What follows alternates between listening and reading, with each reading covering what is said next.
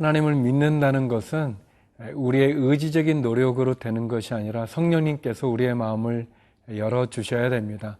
성령이 아니고서는 하나님을 아버지라고 고백할 수 없는 것처럼 성령이 우리의 마음을 열어주시고 또 우리의 모든 상황들을 주장해 주실 때 우리가 하나님을 아버지라도 고백하고 믿음이 자라갈 수 있죠. 그래서 우리에게는 성령이 필요합니다. 또 성령 충만한 은혜가 필요하죠.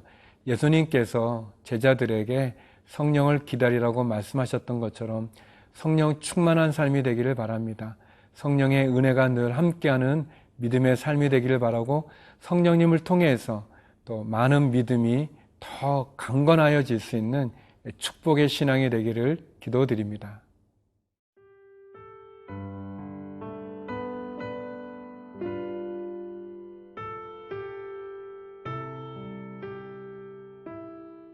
스가랴 12장 1절에서 14절 말씀입니다. 이스라엘에 관한 여호와의 경고의 말씀이라. 여호와 곧 하늘을 펴시며 땅에 터를 세우시며 사람 안에 심령을 지으시니가 이르시되 보라 내가 예루살렘으로 그 사면 모든 민족에게 취하게 하는 잔이 되게 할 것이라. 예루살렘이 에워싸일 때에 유다에까지 이르리라. 그 날에는 내가 예루살렘을 모든 민족에게 무거운 돌이 되게 하리니 그것을 드는 모든 자는 크게 상할 것이라. 천하 만국이 그것을 치려고 모이리라. 여호와가 말하노라.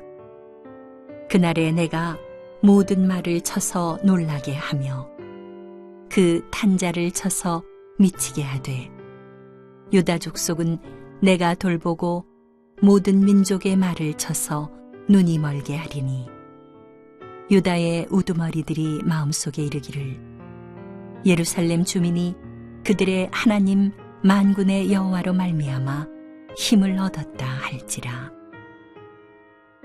그날에 내가 유다 지도자들을 나무 가운데에 화로 같게 하며 곡식단 사이에 횃불 같게 하리니 그들이 그 좌우에 에워싼 모든 민족들을 불사를 것이요 예루살렘 사람들은 다시 그 본곳 예루살렘에 살게 되리라. 여호와가 먼저 유다 장막을 구원하리니 이는 다윗의 집의 영광과 예루살렘 주민의 영광이 유다보다 더하지 못하게 하려 함이니라. 그날에 여호와가 예루살렘 주민을 보호하리니 그 중에 약한 자가 그날에는 다윗 같겠고 다윗의 족속은 하나님 같고 무리 앞에 있는 여호와의 사자 같을 것이라. 예루살렘을 치러 오는 이방 나라들을 그날에 내가 멸하기를 힘쓰리라. 내가 다윗의 집과 예루살렘 주민에게 은총과 간구하는 심령을 부어주리니 그들이 그 찌른 바 그를 바라보고 그를 위하여 애통하기를 독자를 위하여 애통하듯 하며 그를 위하여 통곡하기를 장자를 위하여 통곡하듯 하리로다. 그날에 예루살렘에 큰 애통이 있으리니 무깃도 골짜기 하다드림몬에 있던 애통과 같을 것이라. 온 땅 각 족속이 따로 애통하되 다윗의 족속이 따로 하고 그들의 아내들이 따로 하며 나단의 족속이 따로 하고 그들의 아내들이 따로 하며 레위 족속이 따로 하고 그들의 아내들이 따로 하며 시므이의 족속이 따로 하고 그들의 아내들이 따로 하며 모든 남은 족속도 각기 따로 하고 그들의 아내들이 따로 하리라. 하나님은 하나님의 사랑하는 자신의 백성을 지켜주십니다. 하나님은 성도들을 지켜주시고 보호하여 주시는 분이시죠. 심지어 그 성도를 괴롭히는 그러한 악한 사람들을 심판하시는 분이 하나님이십니다. 하나님은 믿음을 가진 주의 사람들, 성도들을 사랑하실 뿐 아니라 지켜주실 뿐만 아니라 악한 자들로부터도 보호하여 주시는, 그리고 악한 자를 치시는 그러한 분이십니다. 스가랴서 12장을 통해 하나님은 이런 모습을, 하나님의 백성을 지키시는 하나님의 모습을 우리들에게 보여주십니다. 4절 말씀인데요.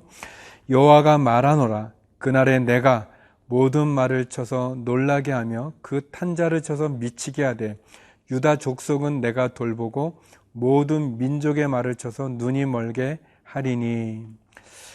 스가랴 12장에는 하나님께서 유다 민족, 유대인들, 이스라엘 사람들을 지켜주시는 이야기가 쭉 나오는데, 이 유다 민족이 1차적으로는 이스라엘 사람들을 가리키는 거겠죠.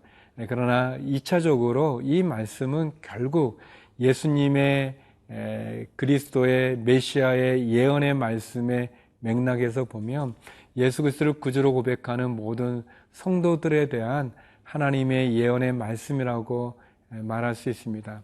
하나님께서 3절에 보면 하나님의 사람들을 무거운 돌이 되게 하셔서 그 돌을 들고자 하는 사람들 어려움을 겪게 한다고 합니다. 주의 성도들을 괴롭히는 자들을 하나님 힘들게 하겠다 얘기하시고요. 또 4절에 우리가 읽었던 말씀처럼 하나님 말탄 자의 눈을 어둡게 해서 미치게 하겠다. 말을 놀라게 하고 그 말탄 자의 눈을 어둡게 해서 미치게 하겠다. 괴롭히는 사람들 하나님 지켜주신다는 거죠. 성도 여러분, 하나님을 사랑하는 자들을 지켜주시고 보호하여 주시는 분이십니다. 그 하나님께서 우리와 함께하여 주시는 거죠.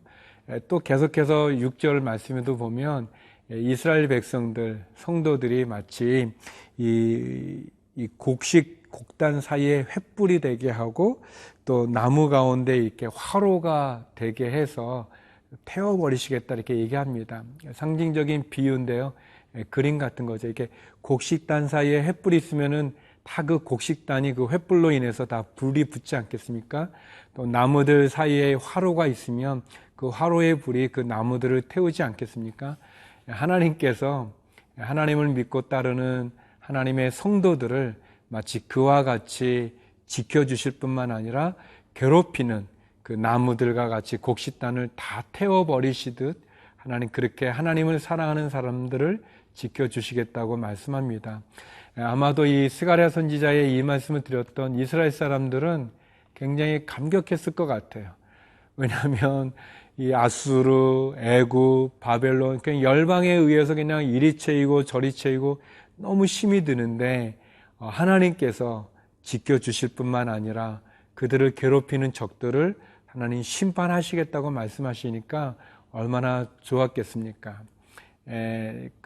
저희들 애들이 좀 그렇잖아요. 애들이 뭐 서로 막 이렇게 싸우고 있을 때 아빠가 딱 나타나면 애가 막 그 아빠를 보고는 막 힘이 나가지고 용기를 얻어가지고 그냥 더 막 이렇게 힘세 하는 것처럼 하나님께서 그렇게 하나님의 사랑하는 성도들을 지켜주신다고 말씀합니다.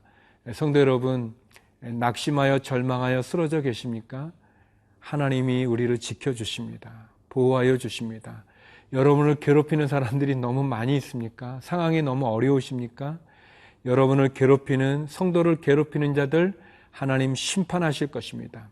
하나님 우리를 붙잡아 주시고 구원하여 주시고 지켜주실 뿐만 아니라 우리를 괴롭히는 적들을 무찌르실 그 하나님을 바라보며 용기를 얻는 우리 모두가 되기를 바랍니다.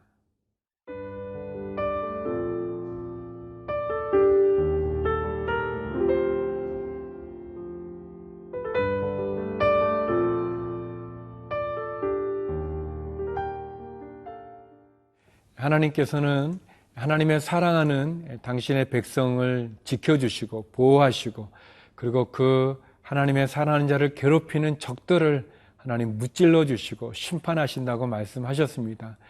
얼마나 신이 나고 또 얼마나 좋은지 모르겠습니다. 특별히 선교지에서 고생하며 주의 말씀을 전하는 우리 선교사님들에게 좀 위로가 됐으면 좋겠어요. 참 선교사님들 이렇게 자꾸 잊혀져 가고 또 누가 알아주지도 않고 어려운 상황 가운데 또 복음을 전하지만 또 복음 전하는 현지인들 참 예수님 믿는 게 너무 어려울 때 또 선교사님들 많이 공격할 때 하나님께서 스가랴 선지자를 통해서 해주신 말씀이 위로가 되기를 바랍니다.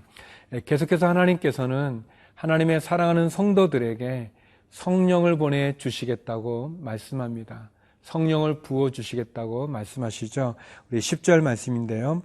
내가 다윗의 집과 예루살렘 주민에게 은총과 강구하는 심령을 부어주리니 그들이 그 찌른 바 그를 바라보고 그를 위하여 애통하기를 독자를 위하여 애통하듯 하며 그를 위하여 통곡하기를 장자를 위하여 통곡하듯 하리로다. 하나님께서 구하는 자에게 성령을 부어주시겠다고 약속하십니다. 그리고 이 약속의 말씀은 우리가 아는 것처럼 사도행전 2장의 오순절 마가의 다락방에 임하지 않습니까? 여기 보면 다윗의 집과 예루살렘 주민들, 하나님을 믿는 모든 주의 성도들에게 하나님 새 영, 새 능력, 새 성령을 부어주시겠다고 말씀하십니다. 그리고 그 성령이 임하면 그 마음에 애통하는 마음이 일어나서 마치 아들을 위해서 장자를 위해서 통곡하는 애통하게 되리라 라고 말씀하십니다. 이것은 두 가지를 우리에게 의미하는데 첫 번째는 구하는 자에게 하나님 성령을 주시겠다는 것입니다. 성령은 파워죠. 능력을 주시는 것입니다. 그래서 부활한 예수님을 만났지만 승천하실 때 예수님께서 제자들에게 예루살렘을 떠나지 말고 하나님의 약속한 성령을 기다리라고 그랬고, 그리고 오순절 마가의 다락방에 성령 받은 제자들은 능력을 받아서 그 권능을 받아서 설교를 할 때마다 3,000명이 주께 돌아오기도 되고 베드로의 설교를 통해서요 또 많은 사람들에게 기적이 일어나고 귀신이 쫓겨나가는 그런 부흥의 역사가 일어나는 그 권능이 있습니다. 베드로와 요한이 성전 미문에 있는 안진뱅이를 이렇게 세운 것처럼 말이죠. 또 하나는 성령이 임하면 우리의 죄를 깨닫게 되고, 그리고 성령이 임하면 우리로 하여금 우리의 죄를 회개하는 애통하는 그런 은혜를 갖게 되는 거죠.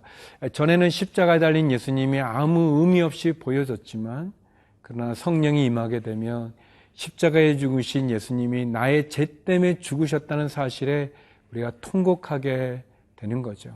성령이 임하면 그 거룩한 영이 우리 안에 찌꺼기들을, 우리 안에 수치와 더러움과 죄의 그 늪과 같은 그 어둠을 비춰주시는 거죠.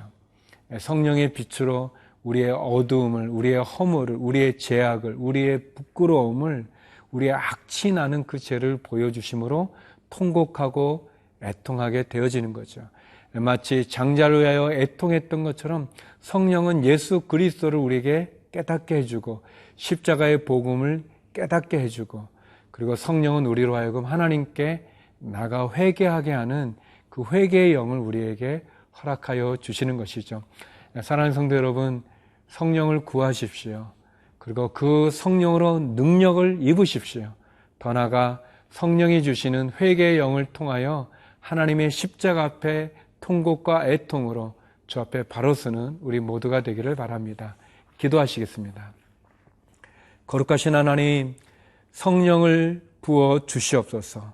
성령의 능력으로 승리하게 하여 주시고, 성령으로 우리의 죄를 회개하게 하여 주시고, 성령으로 새로운 삶 살게 하여 주옵소서. 하나님, 선교사님들을 긍휼히 여겨 주시고 해외에 있는 우리 한인들을 기억하여 주시며 늘 승리할 수 있는 하루하루가 되게 하여 주옵소서. 예수님 이름으로 기도드립니다. 아멘.